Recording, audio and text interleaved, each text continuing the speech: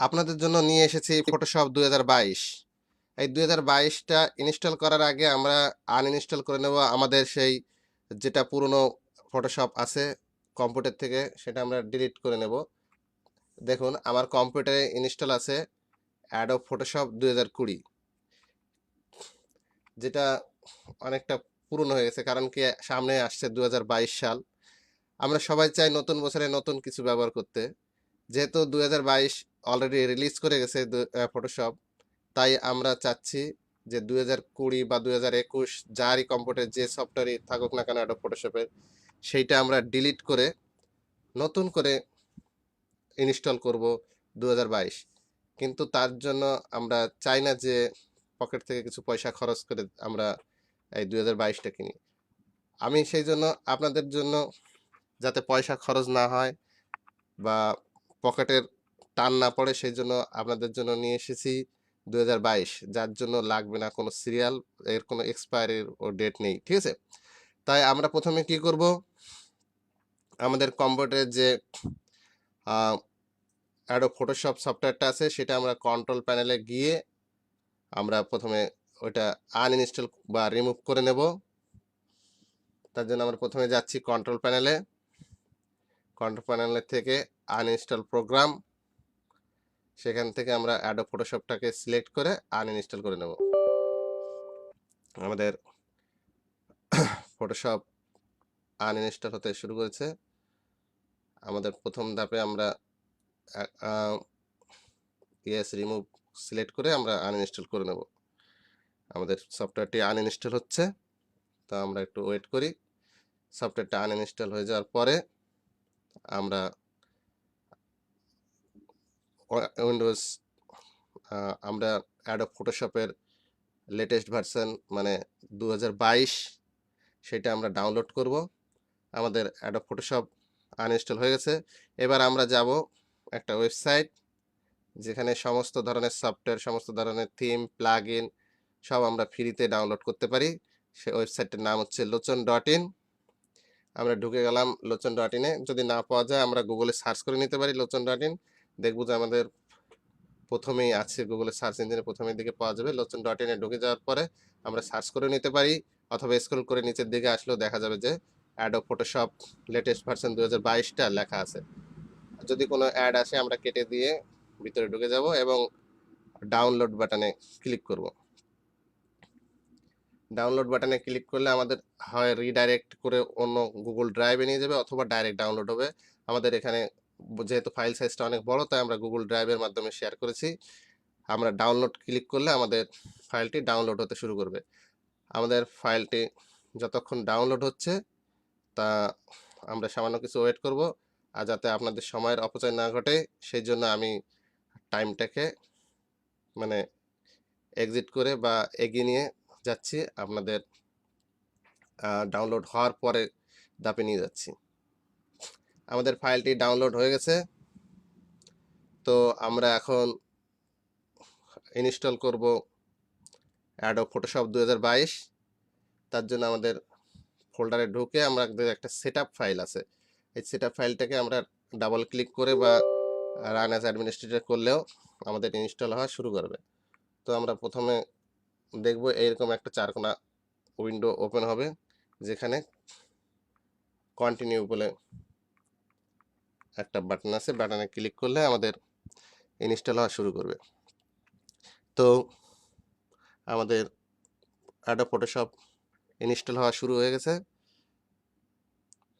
তো যেহেতু এটা অনেক ভারী সফটওয়্যার, 2-3 জিবির সফটওয়্যার, আমাদের একটু টাইম লাগবে।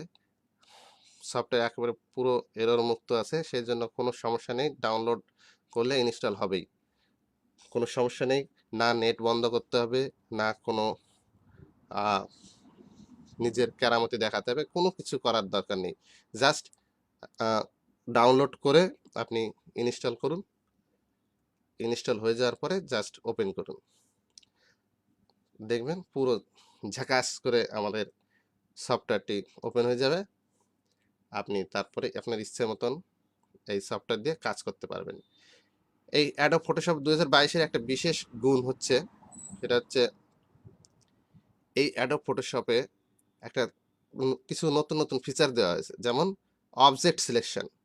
অবজেক্ট সিলেকশন একটা জিনিস যেটা হচ্ছে আগে আমাদের একটা যেটা হচ্ছে একটা পিকচার থেকে কোনো মানুষ বা কোনো একটা অবজেক্টকে কেটে নিতে হলে পরে আমাদের সিলেকশন করে কেটে নিতে হতো, ঠিক আছে? এখন কিন্তু এই অবজেক্ট সিলেকশন টুল বলে একটা টুল দিয়েছে, যেটা এক ক্লিকে সমস্ত অবজেক্টটা সিলেক্ট হয়ে যাবে। আরেকটা ব্যবহার আছে অ্যাডোব ফটোশপের 2022-এর, যেটা হচ্ছে যে কোনো সাদা কালো ছবিকে আমরা সামান্য কয়েক ক্লিকের মাধ্যমে কালার করতে পারি। আমাদের আ হাতে ঘষে ঘষে কালার করার কোনো প্রয়োজন নেই। এটা একেবারে অটোমেটিক ফিল্টার সেট করা আছে। যে ফিল্টার দিয়ে অটোমেটিক ক্লিক করেই আমরা সাদা কালো ছবিকে কালার করতে পারি। এখানে প্রচুর ফাংশন, আগের যে ভার্সনগুলো আছে তার থেকে প্রচুর ফাংশন নতুন দেওয়া হয়েছে। আপনারা ইউজ না করলে বুঝতে পারবেন না। আর আমিও ঠিকঠাক আপনাদের টিউটোরিয়ালের মাধ্যমে না দেখালে বোঝাতে পারব না যে এই ফাংশনগুলো নতুন এড হয়েছে। তাই আপনারা ডাউনলোড করুন, ইনস্টল করুন এবং ইউজ করে আনন্দ পান বা আপনাদের কাজে লাগান, এটাই আমি চাই। আমাদের সফটওয়্যার মোটামুটি শেষের দিকে ইনস্টলের মধ্যে। তো সফটওয়্যার ইনস্টল হওয়ার আগে আমি একটা বলি, যেটুক প্রত্যেক ইউটিউবাররাই বলে, যে আমার ভিডিওটি যদি আপনার কাছে ভালো লেগে থাকে তাহলে আমার চ্যানেলটি সাবস্ক্রাইব করুন এবং লাইক করুন এবং শেয়ার করুন, যাতে আমি একটু মোটিভেট হই যে হ্যাঁ, আমার ভিডিওগুলো দেখে মানুষে বা লাইক করে বা পছন্দ করে, তাহলে আমার কি ভিডিও বানাতে ভালো লাগবে এবং আপনাদের নতুন ভিডিও দিতে পারবো বা আপনাদের নতুন তথ্য আমি শেয়ার করতে পারবো এবং আমার কাজের অগ্রগতিটা উন্নতি হোক, এই আশীর্বাদ বা এই আশা নিয়ে আমি আপনাদের কাছে এই প্রত্যাশা করি যে সাবস্ক্রাইব করবেন সবাই। হ্যাঁ, আমাদের অ্যাডোব ফটোশপ ইনস্টল হয়ে গেছে। এবার আমরা সেটা ওপেন করলাম। ওপেন করে দেখলাম যে অনেকটা সেম ২০২০, ২০২১, ২০২২ একই, কিন্তু ভিতরে ফাংশনগুলো অনেক আলাদা। তো দেখুন, আমি একটা টুল দিয়ে আপনাদের দেখিয়ে দিচ্ছি, যেটা হচ্ছে সাব অবজেক্ট সিলেকশন টুল, যে এক ক্লিকে কিরকম সিলেক্ট হয়ে যায়।